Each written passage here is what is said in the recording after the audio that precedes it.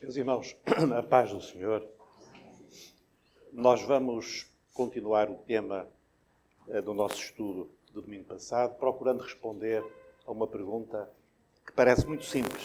Por que morreu Jesus?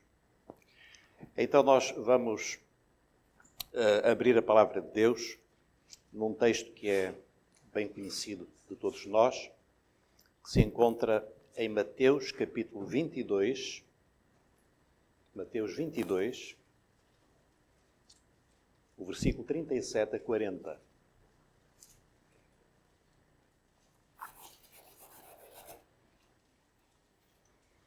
Mateus 22, 37 a 40. É o resumo que Jesus faz da lei. Isto vai nos ser útil para o nosso assunto hoje. Todos abriram? Mateus 22. Leremos a partir do versículo 36. Mateus 22, 36. Mestre, qual é o grande mandamento na lei? E Jesus disse-lhe: Amarás o Senhor teu Deus de todo o teu coração e de toda a tua alma e de todo o teu pensamento. Este é o primeiro e grande mandamento. E o segundo, semelhante a este, é: amarás o teu próximo como a ti mesmo. Destes dois mandamentos depende toda a lei e os profetas. Amém? Os irmãos podem ficar sentados.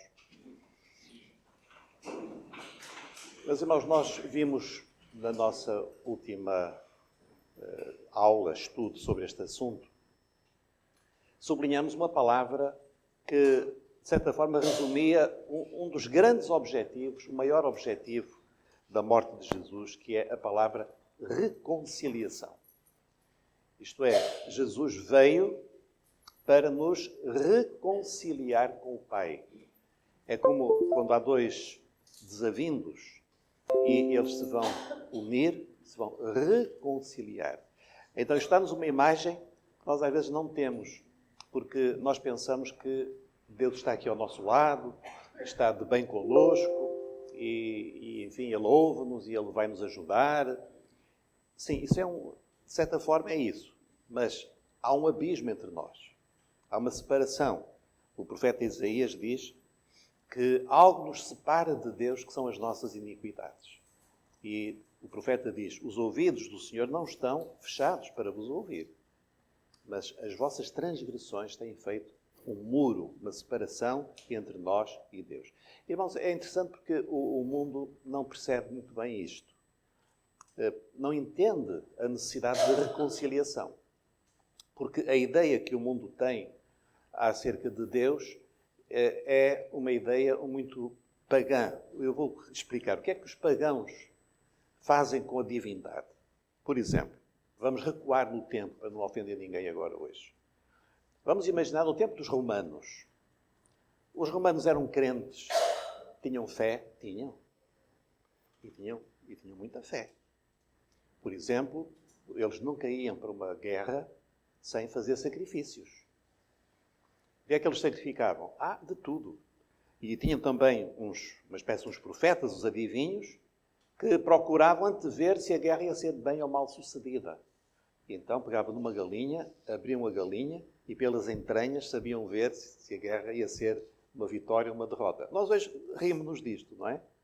Mas eles acreditavam naquilo. E faziam de tudo para dar às divindades algo que pudesse fazer com que elas ajudassem a vencer, fosse nas guerras, fosse nos negócios. E esta era a fé deles. Eu pergunto, eles tinham fé ou não? Mais uma vez, tinham fé ou não? Tinham. Mas esta fé era a fé em alguma coisa que era verdade? Não. Nós sabemos que não. Então, hoje, muitas pessoas chegam-se a Deus com o mesmo tipo de fé pagã. Precisam da ajuda de Deus e procuram agradar a Deus de alguma forma. O que é que eu posso fazer para agradar a Deus? O que é que eu lhe posso dar? O que é que eu lhe posso, até talvez, prometer? O que é que eu posso fazer para agradar a Deus? Mas não é assim. E a Bíblia mostra-nos qual é o caminho para nós nos chegarmos a Deus. E já sabemos que o caminho não é uma igreja, não é uma religião, não são as nossas obras, o caminho é Jesus. Ele veio precisamente para isto, para que nós pudéssemos ter um acesso ao Pai. Ora, a palavra reconciliação mostra, e naquela imagenzinha ali que nós comentamos no domingo passado, há uma ponte entre a humanidade e Deus. E essa ponte, ela é Jesus. E Jesus disse, ninguém vem ao Pai senão por mim. Irmãos, isto não é claro? Ninguém, não é quase ninguém, é assim, ninguém, pessoas boas, pessoas mais fracas, o Putin, o presidente dos Estados Unidos, ninguém vem ao Pai, a não ser por Jesus. Ele veio para isso. O Deus vivo, na pessoa do Filho, veio à terra, fez-se homem, para ser o caminho de nos chegarmos a Deus e nos reconciliarmos com Ele. Então nós temos de entender este grande objetivo, mostrando, portanto, que nesta imagem da ponte, 4 coisas muito simples. Primeiro, que o homem está separado de Deus, por um abismo intransponível. Segundo, os seus recursos são insuficientes para ultrapassar esse abismo. Terceiro, Jesus é a única ponte, é o único caminho, é a única ligação entre Deus e os homens. E em quarto lugar, cada um de nós precisa de tomar uma decisão na sua vida e atravessar essa ponte para chegar ao outro lado. Essa decisão é nossa, é voluntária, é pessoal e é um ato de fé. A fé é isto, é quando nós decidimos ir ao encontro de Deus crendo em Jesus e vamos em nome de Jesus. Ora, então esta palavra reconciliação nós falamos e até a ilustramos com a história daquela parábola tão bonita que Jesus contou a respeito do filho que deixou a casa, abandonou o pai, dissipou a herança que o pai lhe deu e depois, quando já estava em momentos de grande necessidade, ele voltou para a casa do pai. E o pai, em vez de o repreender, o que é que o pai fez? Abraçou o filho, recebeu o filho. Então, este é o tempo que nós estamos a viver hoje. Hoje é um tempo em que nós podemos ir ao Pai, em que o Pai nos quer abraçar, em que o Pai nos quer receber. E é a oferta que Jesus veio fazer ao morrer na cruz do Calvário. É a reconciliação. Muito bem. Hoje nós vamos, se falamos de reconciliação há 8 dias, hoje vamos falar de uma outra palavra que é igualmente muito importante e por vezes mal entendida, que é a palavra substituição. Então, à pergunta, por que morreu Jesus? Nós vamos responder com esta palavra, substituição. O que é que quer dizer substituição? Ele morreu em meu lugar. Ele morreu como meu substituto. O irmão pensa nisto. Jesus morreu em meu lugar. Ele morreu como meu substituto. É isso que nós vamos procurar entender. Ora, esta dimensão da morte de Jesus leva-nos a entender melhor uma figura, uma das imagens mais poderosas da Bíblia que anunciam a vinda de Jesus antes de ele ter nascido, que é a figura do Cordeiro. E todos nós, creio que mais ou menos todos, temos uma ideia daquilo que era o Cordeiro para os judeus e que levou João Batista a anunciar quando ele viu, ao longe viu, junto ao Jordão, Jesus. Ele apontou para Jesus e qual foi a sua proclamação? Eis o Cordeiro de Deus. Isto para nós, enfim, tem algum significado, mas para um judeu era de um significado extremamente profundo. Porque os judeus, eles tiveram séculos de aprendizagem a respeito do Cordeiro. Todos os anos eles tinham uma festa especial, que era a morte do Cordeiro. Eles eram levados pela lei a guardar um cordeirinho e a sacrificar o cordeirinho. Eles sabiam que era o Cordeiro. E quando João Batista apontou para Jesus um homem e disse, eis o Cordeiro, ele deve ter tido um impacto muito grande nos ouvintes de João Batista. Ora, então, nós vamos falar sobre a substituição e vamos ter em mente esta figura do Cordeiro. Mas, antes disso, nós vamos falar a respeito de dois atributos do nosso Deus. Dois atributos do nosso Deus. Deus é muito mal conhecido, não é? Muito mal conhecido. Se nós perguntássemos às pessoas, olha, diga-me, quem é Deus? Às vezes íamos ouvir coisas um pouco até surpreendentes a respeito de Deus. Mas vamos aqui hoje lembrar dois dos seus atributos. Deus tem muitos atributos maravilhosos, mas há dois que nós queremos aqui hoje lembrar que são importantes para o nosso assunto. Esses dois atributos são justiça e amor. Justiça e amor. Bom, sobre o amor, eu acho que todos nós concordamos. Deus é amor, não é? E até às vezes temos um conceito errado do amor de Deus, mas em geral as pessoas entendem. Deus é amor. Muito bem. E justiça? O que é que quer dizer que Deus é justo? Quais são as implicações de dizer Deus é justo? Bom, obviamente que justiça tem a ver com lei.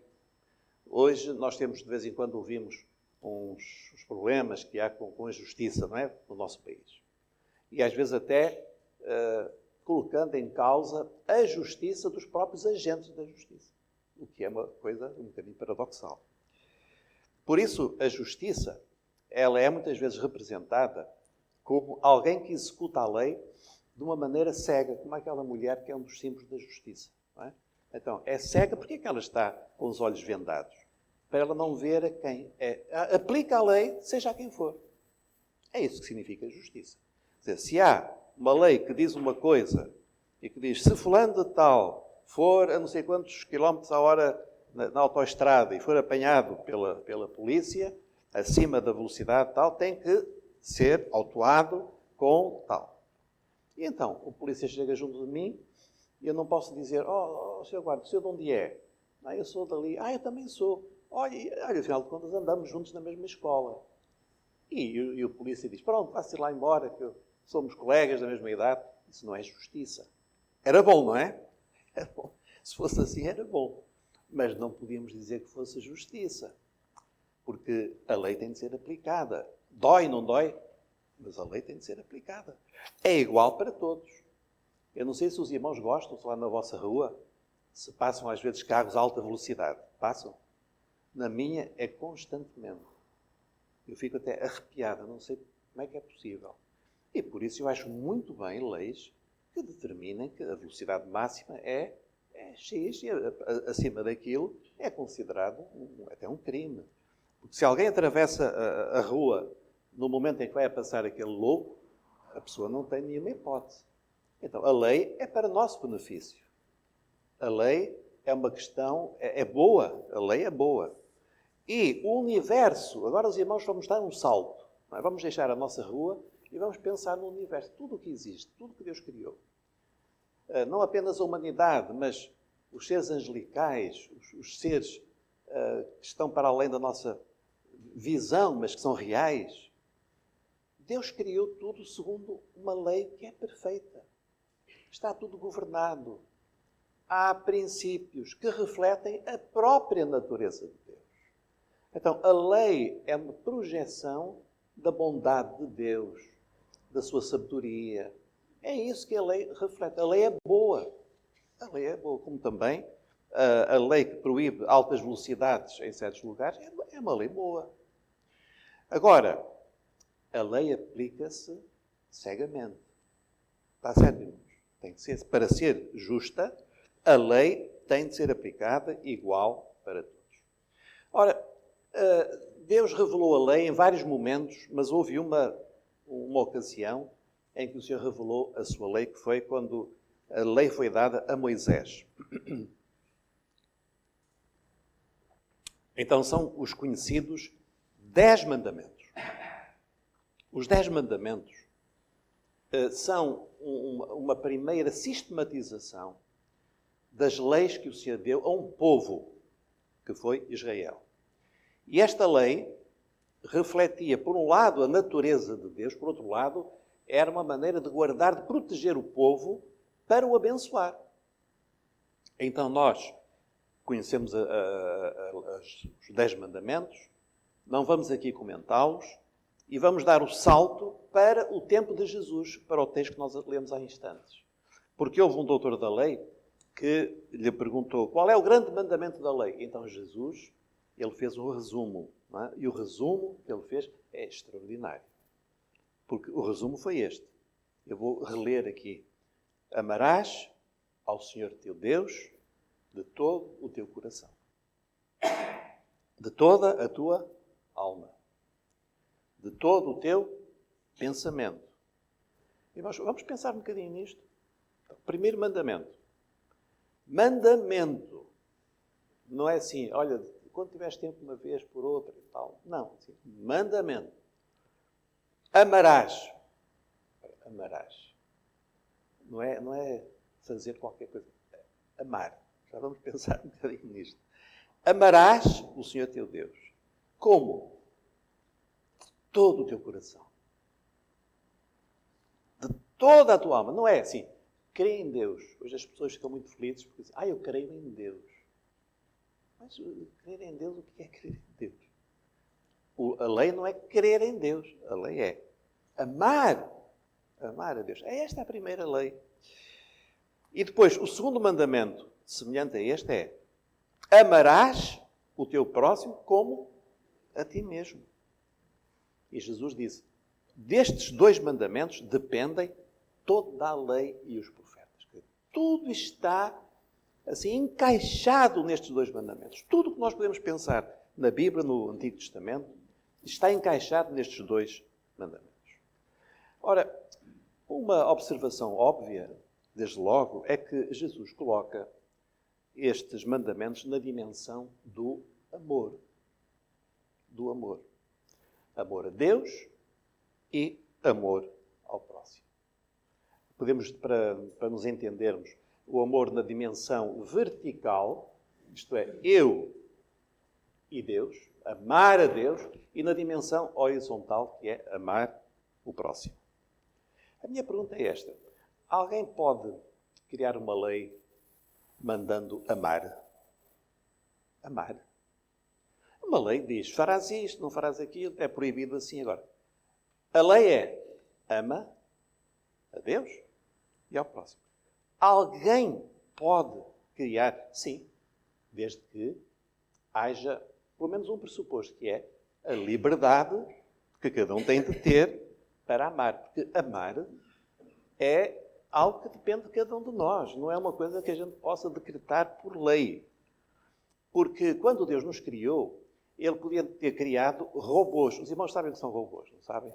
Hoje em dia até há muita fantasia com aquelas máquinas que parecem pessoas e que fazem certas ações que parecem humanas. Vamos imaginar, meus irmãos, que eu tinha uma família de robôs. Então, eu tinha uma esposa que era robô, tinha filhos robôs, era tudo robô. Chegava à casa, depois de um dia de trabalho, e estava lá a família. Eu carregava num comando, vinha a esposa, não é? Então, querido, como é que correu o teu dia? Depois eu carregava no outro botão, vinham os filhos, e depois carregava, não vinha a empregada. E aquilo era uma felicidade, ou não? Era ou não era? Às vezes eu gostava de ter filhos assim. Não é? É assim que nós entendemos que a felicidade seria isto. Estamos rodeados por robôs, por máquinas, que a gente carrega no botão e faz aquilo. Carrega no outro e faz aquilo. Irmãos, Deus não nos criou como robôs. Os irmãos entendam isto. Deus não nos criou como robôs. Deus não nos programou para agirmos de certa forma. Então agora vamos aplicar. Deus não nos programou para o amar, nem para amar o próximo. Mas nós podemos amar? Podemos. Nós somos livres. É uma escolha nossa. Amar é uma escolha nossa. Aliás, qualquer casal, quando se casa, em princípio, casa-se com liberdade. Não é? Não é? Há casos especiais, mas, em geral, o rapaz vai casar todo feliz, e ela também, não é? E porque eles amam-se, pelo menos durante aquele tempo, depois a gente sabe lá o que é que vai acontecer, mas eles amam-se e casam, e é amor. Seria muito estranho ele estar muito contrafeito, estou aqui a casar-me, estou muito aborrecido. Não é? Seria um pouco estranho.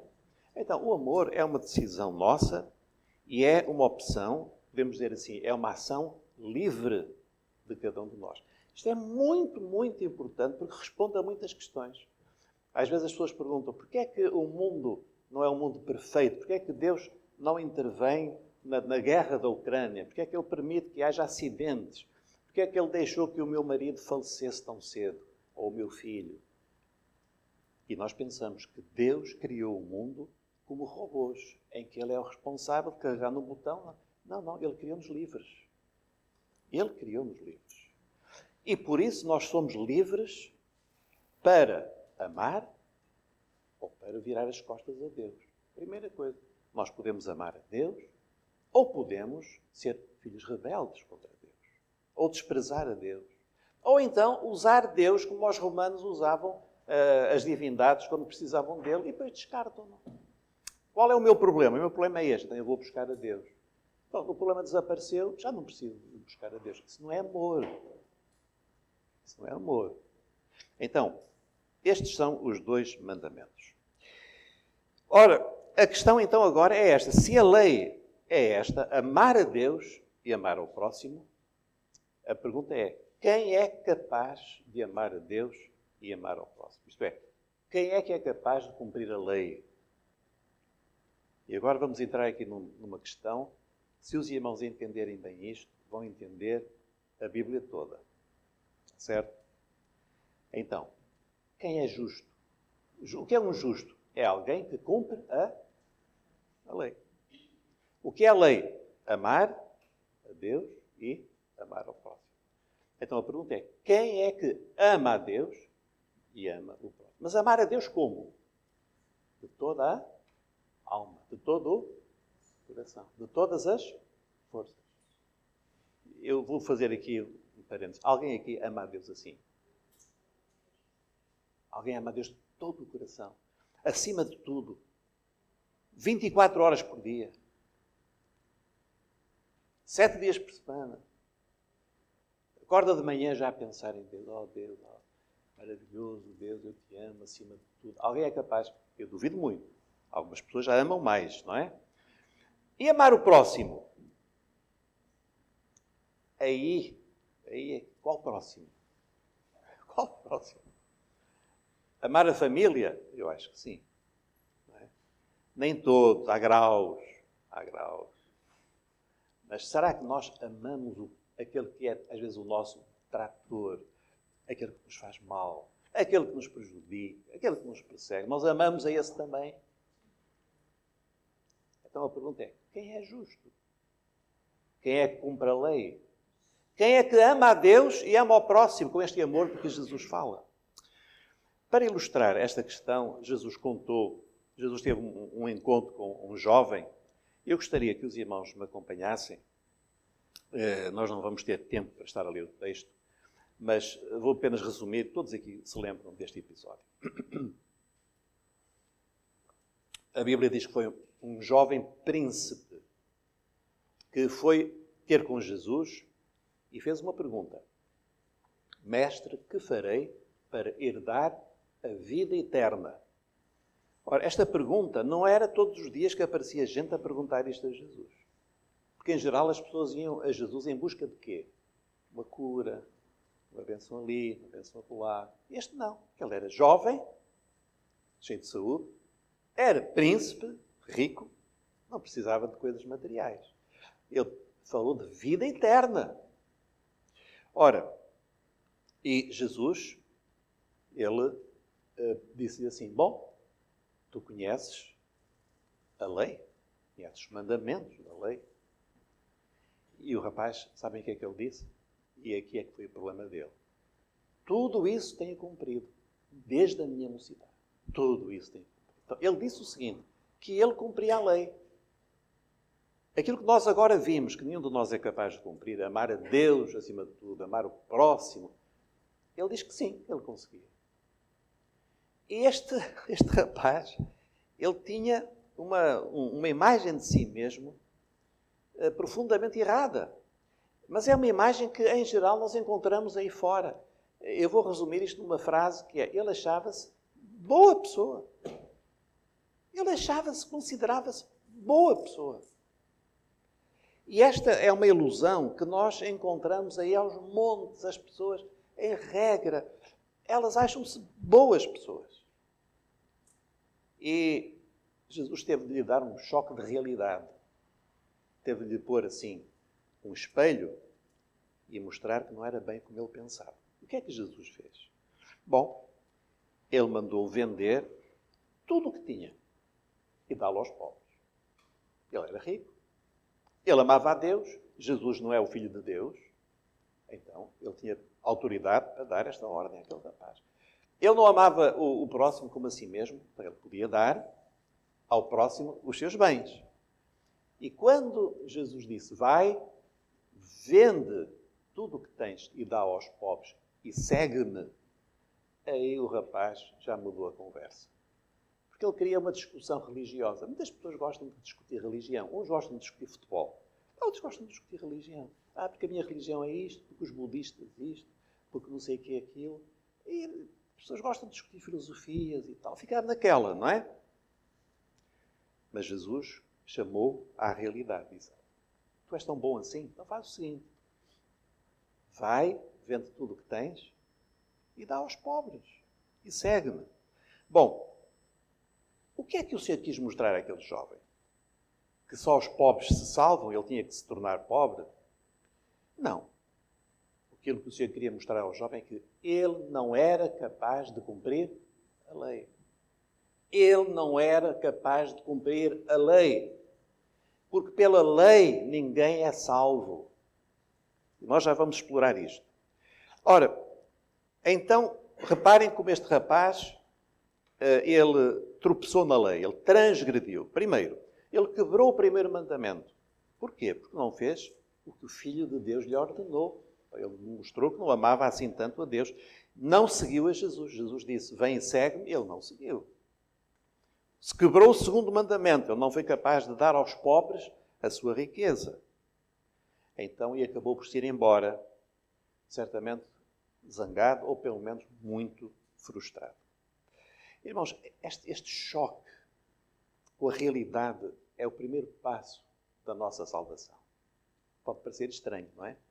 Mas quando nós olhamos para o espelho e nós vemos quem é que nós somos, nós não somos tão perfeitos como pensávamos, não somos aquelas pessoas boníssimas que nós achávamos que éramos, aí, nesse choque da realidade, nós vamos sentir um primeiro arrepio. Talvez eu não seja tão bom e talvez eu não seja justo como eu pensava. Até lá nós estamos iludidos como este rapaz. Até lá nós estamos naquela coisa, naquela religiosidade que não leva a lado nenhum. Bom, então os discípulos, quando viram o rapaz retirar-se, ficaram tristes. Eu imagino que não está lá escrito, eu é que estou a imaginar. Um dos que ficou mais triste foi Judas. Sabem porquê? Porque Judas era o tesoureiro. E um jovem rico a seguir a Jesus, não é? Era só cifrões da cabeça de Judas. Que devia ser uma entrada logo na conta da tesouraria muito grande. Mas o rapaz foi-se embora. E os discípulos ficaram tristes. E disseram: Jesus, então quem é que se salva? Este rapaz, um rapaz bom, um rapaz que cumpre a lei, um rapaz que te veio falar não de uma cura, não de uma coisa desta vida, mas da vida eterna. Se ele não se salva, então quem é que se salva? E Jesus deu uma resposta que é extraordinária. Ele disse: aos homens é impossível, mas para Deus tudo é possível. Reparem, aos homens é difícil, é isso? É impossível. A salvação é impossível para os homens. Isto é que as pessoas não entendem. É este o grande problema. A salvação é impossível porque ninguém se pode salvar a si mesmo. Não é possível. Mas depois Jesus disse: mas a Deus, tudo é possível. Porquê? Porque Ele tem uma solução. Então, a salvação, se sou eu que me vou salvar porque eu sou bom, porque eu cumpro a lei, porque eu dou umas esmolas, porque eu sou inteligente, porque eu sou religioso, porque eu sou não sei quê. Não, meus irmãos, para mim é impossível, mas para Deus é possível. Já sabemos porque é que é possível. Porque Ele veio dar-nos o seu próprio Filho para ser o nosso Salvador. Mas, irmãos, então, esta é a primeira questão que nós temos de compreender. É a necessidade perante a lei que nós temos de alguém que nos salve, porque a lei condena-nos. Isto é um bocadinho deprimente, mas sem isto, irmãos, é como o doente que vai ao médico. Há aqueles doentes que não gostam nada de ser doentes. Os irmãos conhecem assim, eu conheço vários. Vão ao médico e o médico diz: meu amigo, tenho uma má notícia para lhe dar, está com um problema sério. Diz: oh, Sr. Não, isso não é nada, isso não é nada. Olha, que o melhor era fazer mais exames. Oh, Sr. eu sinto-me tão bem, ó. Sinto-me ótimo. Há muita gente que espiritualmente é assim. Você precisa de Deus. Eu faço o melhor que posso. Eu faço o melhor que posso. E tudo bem com a minha consciência, durmo bem. Não devo nada a ninguém. Não sou criminoso, não assalto ninguém. E as pessoas acham que estão boas. Passado algum tempo, o doente fica muito doente. E quando chega ao médico, o médico diz: meu amigo, agora está muito mais complicado ainda. Irmãos, a nossa situação é muito parecida. É compreendermos que nós não somos justos. Agora vou fazer uma pergunta. O que é que se chama a uma pessoa na Bíblia? O que é que se chama a uma pessoa que é não justo, que é injusto? Se ele é injusto é porque ele é pecador. Pecador. Pecador o que é? É o doente. Então Jesus disse assim: eu não vim chamar os justos, mas os pecadores. Depois disse: eu não vim buscar os sãos, mas os doentes. Quer dizer, se eu não me considerar um doente, eu não vou tomar o remédio. Eu não vou procurar uma cura para a minha vida. Então, a primeira questão é esta.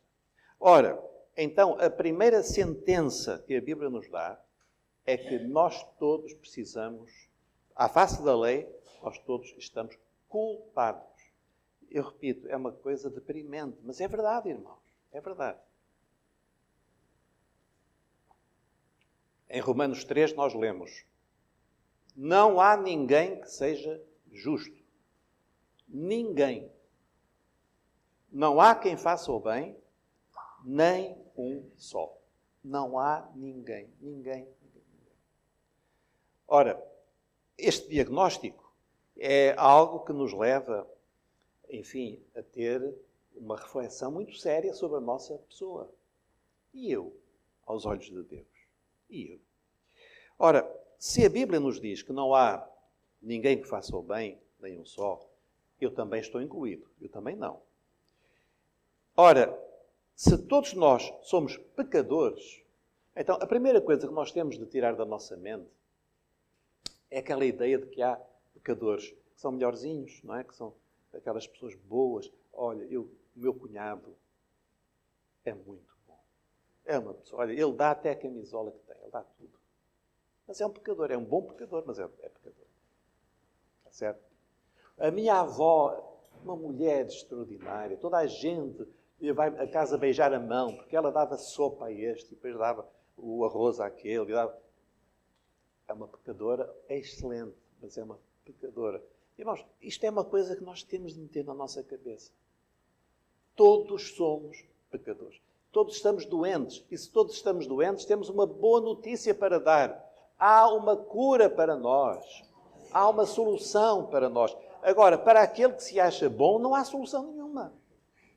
Para aquele que se acha justo, não há nenhum remédio. Porque ele vai achar que não precisa de nada. Então, nós vemos às vezes pessoas à nossa volta inconscientes, que vivem daquela maneira inconsciente, pensando que estão bem. Às vezes já muito perto até do fim da sua vida, e que brincam com as coisas de Deus, brincam com a eternidade. E continuam a achar, não, eu daqui a pouco, se vir a Deus, até tenho umas perguntinhas para lhe fazer. E brincam com Deus. É uma inconsciência assim, muito assustadora, não é, irmãos? Muito bem. Agora, a boa notícia é que Deus não é só justo. Qual era o outro atributo que nós falamos? Ele é também amor. Justiça e amor. Toda a Bíblia procura responder a esta pergunta.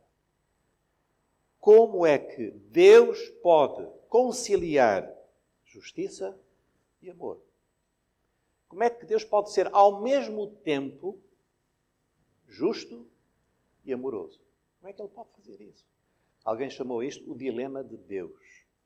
É como um juiz que olha para o réu vai ser condenado, e ele olha para o réu e vê ali o seu próprio filho, a quem ele ama, mas ele tem de exercer a justiça. Mas é o seu filho, ele ama. Como é que ele vai conciliar a justiça e o amor? A lei é muito clara. O pecado paga-se com a morte. Romanos 6,23. Ou o salário do pecado é a morte. A morte no sentido, a morte eterna. O que é a morte eterna? É a separação eterna de Deus. Irmãos, depois desta vida há dois destinos. Não há só um. Há dois destinos. Vida eterna com Deus, morte eterna longe de Deus. E isto é uma coisa muito séria. Então, se há vida eterna, há também morte eterna. Não há só vida eterna. As pessoas pensam que, não, eu vou para o céu quando morrer. Mas vai por quê? Por quê? Qual é a razão? O que é que o leva a supor, a imaginar que a porta se vai abrir para entrar na eternidade com Deus? Qual é o seu direito? Então, o pecado paga-se com a morte. Mas, e nós lemos também em Ezequiel, tão certo como eu ser o Deus da vida, lhes garanto que não tenho prazer em ver um transgressor morrer. Deus não tem prazer na morte do ímpio. Em Timóteo, Deus quer que todos os homens se salvem e venham ao conhecimento da verdade. Reparem isto, irmãos. Deus quer que quantos se salvem? Todos. Agora, e todos são salvos? Não. Porquê? Porque Deus não quer? Não, porque eles não querem. Porque as pessoas não querem. As pessoas querem religião, querem levar a sua vida, querem usar a sua liberdade para fazer o que querem, criam ideias de Deus mirabolantes que são fantasias, dizem que creem em Jesus, não o seguem, não têm na sua vida nada que prove que estão a seguir a Jesus. Mas o que Deus quer é salvar. Esse é o propósito e é o desejo de Deus. Ora, se Deus nos ama e não nos quer perder, nós podemos pensar, então, Deus pode fazer uma coisa muito simples. Ele fecha os olhos e diz, pronto, passa lá. Pronto, eu vou fazer uma amnistia a todos. Pronto, hoje acordei bem disposto, vou perdoar a todos. Mas há um problema. Se ele fizesse isso, era justo? Não, e Deus é justíssimo, ele não pode. O seu caráter seria algo incompreensível, não é? Ou então, se Deus vai cumprir a sua lei desta maneira, onde é que está o amor dele? Nós vamos todos perecer. Onde é que está o amor dele? Este é o dilema de Deus. Como é que pode um Deus justo e amoroso salvar o pecador? Como é que é possível? E nós chegamos aqui a algo que todos os irmãos já compreenderam.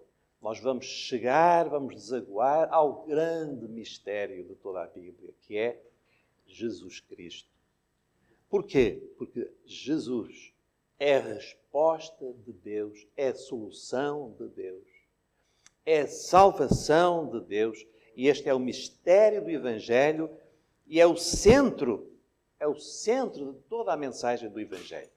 Os irmãos vão-me acompanhar com paciência por mais 2 minutos, porque não apenas alguns aqui nunca ouviram isto, mas todos nós que já ouvimos, nós precisamos de ter isto bem fresco na nossa mente, até para ajudar as pessoas e explicar às pessoas a necessidade que têm de Jesus. Então, primeiro, vamos voltar então ao Cordeiro.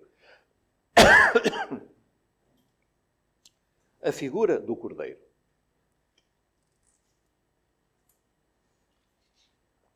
O Cordeiro como uma imagem de substituição.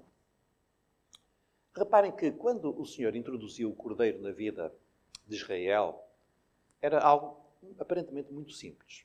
A família, na Páscoa, pegavam num cordeirinho e naquele dia, aprazado, o chefe da casa matava o cordeirinho, colocava o sangue numa vasilha, mas antes disso ele impunha, ou então o sacerdote já no templo, impunha as mãos e orava mais ou menos assim: ó Deus, que todo o nosso pecado agora seja transferido para este animal que nós te oferecemos agora. Que nele morra tudo aquilo que é transgressão contra ti. Colocavam as mãos e matavam o cordeirinho. O cordeirinho, coitado, ele era inocente. Ele morria por causa do pecado da família. Então, este ato de substituição era algo que o judeu, ele, desde criança, ele sabia que havia um substituto, que ele precisava de transferir a sua culpa para alguém, neste caso para um animalzinho, e foi isso que Jesus veio fazer. Ele veio se tornar o nosso substituto. Então, se Jesus vai morrer, ele vai morrer pelo pecado dele? Não. Como o cordeirinho, ele estava inocente. Ele não tinha pecado algum nele. Então, por que é que Jesus morreu? Bom, por uma razão muito simples. Porque o pecado do mundo foi colocado sobre ele. E quando ele morreu, ele não morreu por ele. Ele morreu pelo pecado da humanidade. Ele morreu pelos meus pecados. Ele morreu pelos pecados de Antonieta. Sabia Antonieta? Ele morreu pelos pecados de Samuel. Ele morreu pelos meus pecados. Todos os meus pecados. Ele carregou sobre ele. É um fardo que nós nem podemos imaginar. O fardo que Jesus sentiu. O sofrimento dele, que nunca conheceu o pecado. E de repente, ele tornou-se culpado de todo o pecado do mundo. Ele carregou o pecado sobre si. Agora, meus irmãos, quer isto dizer que então eu já estou perdoado? E agora entramos aqui no grande segredo, na grande mensagem do Evangelho. Porque a palavra de Deus diz-nos que a cruz é o lugar da nossa salvação. Mas eu vou dizer uma coisa aos irmãos, ninguém se escandalize. O facto de Jesus ter morrido não salva ninguém. O quê, pastor? Então, acabou de dizer que Jesus morreu por nosso substituto. Eu vou repetir. O facto de Jesus ter morrido não salva ninguém. Por quê? Bom, vamos ver. É que Deus exige de mim uma coisa apenas. Eu não me posso salvar. Eu não tenho bondade para me salvar. Mas Deus requer de mim uma coisa.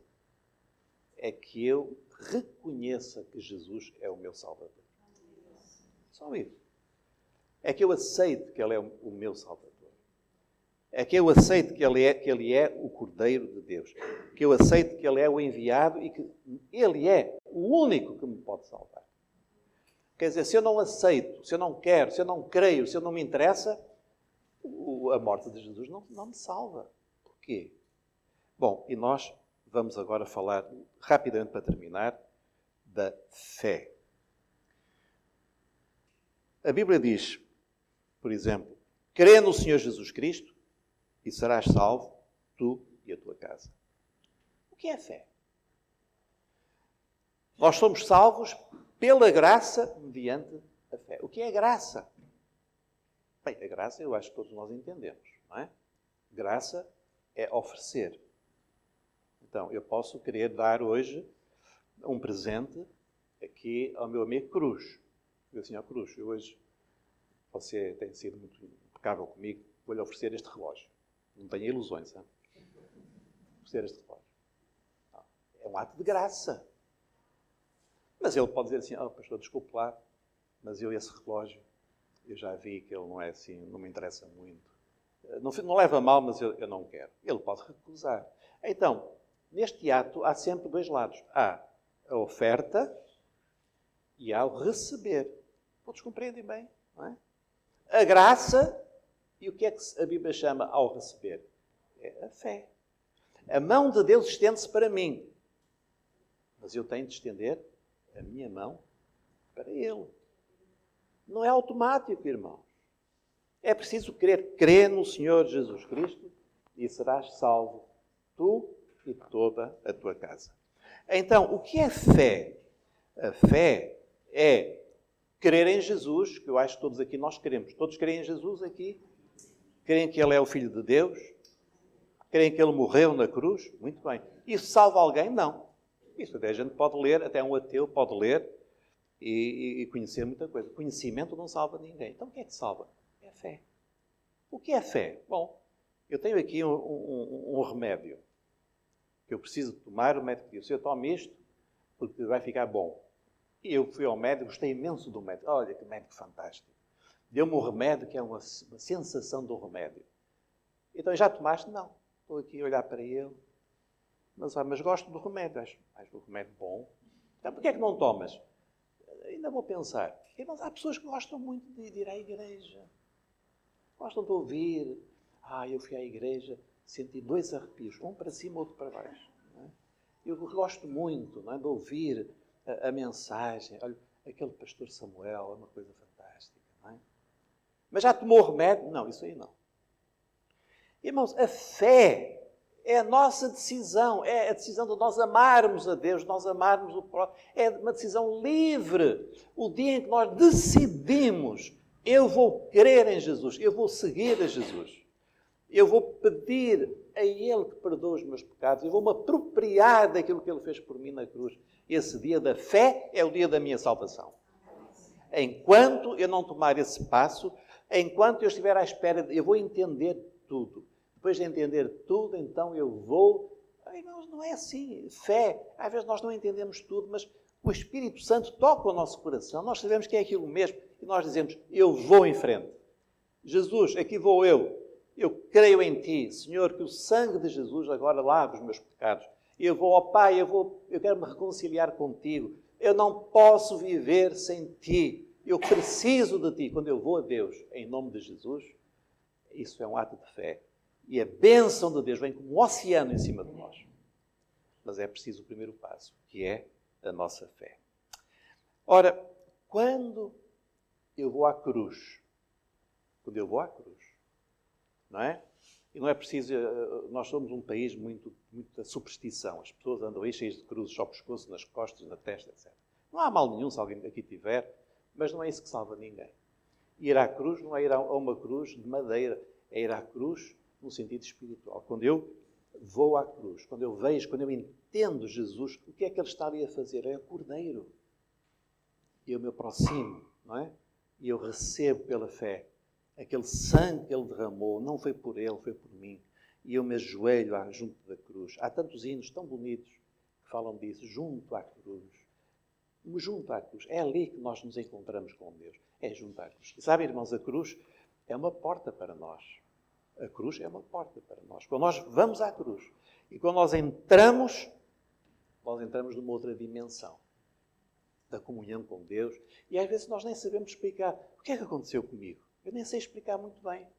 Mas alguma coisa mexeu em mim, alguma coisa nasceu em mim. É claro que eu posso depois voltar para trás e negar tudo. Mas naquele momento alguma coisa nasceu na minha vida.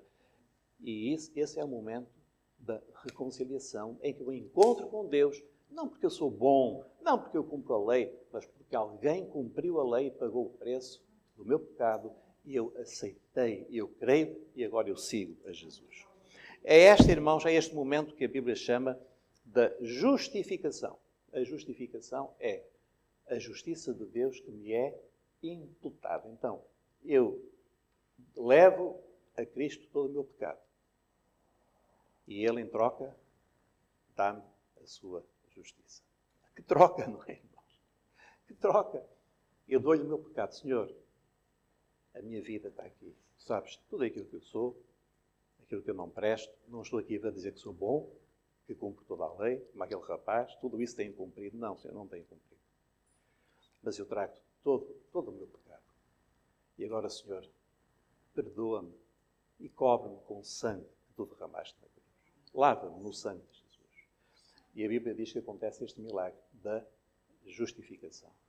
Até lá, eu estou debaixo da lei. Enquanto eu não fizer isto, eu estou debaixo da lei. Se eu hoje morrer e se eu não tiver feito isto, eu vou ser julgado pela lei. Isso será terrível. Porque pela lei, o que é que eu vou dizer? Mas se eu aceitar Jesus, querer e o seguir, eu vou ser justificado. Justificado. Ora, então, irmãos, é esta a grande escolha da minha vida. Com Cristo ou sem Cristo. É isso que Deus nos coloca. Irmãos, o Evangelho não é uma coisa complicada, não é preciso tirar um curso. Deus diz, eu envio o meu Filho. Quem crê será salvo. Quem não crê já está condenado. Quem crê em Jesus é salvo. E nós dizemos sempre isto, não é uma questão de pertencer à igreja, à religião. É ter um encontro com o Jesus vivo. É termos com Cristo, nós temos a ajuda de Deus nesta vida. E temos a vida eterna. Sem Cristo, nós não temos esperança nenhuma. Nenhuma. Que Deus nos ajude a escolher bem, não é? Que Deus nos ajude a escolher bem. Irmãos, há um homem que escreveu palavras que são palavras que a mim sempre me tocaram muito. Ele disse assim, se eu olhar para mim, não vejo como me salvar. Vou repetir, se eu olhar para mim, não vejo como me salvar. Mas, se eu olhar para Cristo, não vejo como me perder. Coisa maravilhosa, não é? Se eu olhar para mim, não tenho como me salvar. Mas se eu olhar para Cristo, não há nenhuma razão para eu me perder. Amém? Irmãos, que o Senhor nos abençoe e terminamos aqui estas duas breves palavras, procurando responder à pergunta, por que morreu Jesus? Vamos ficar de pé.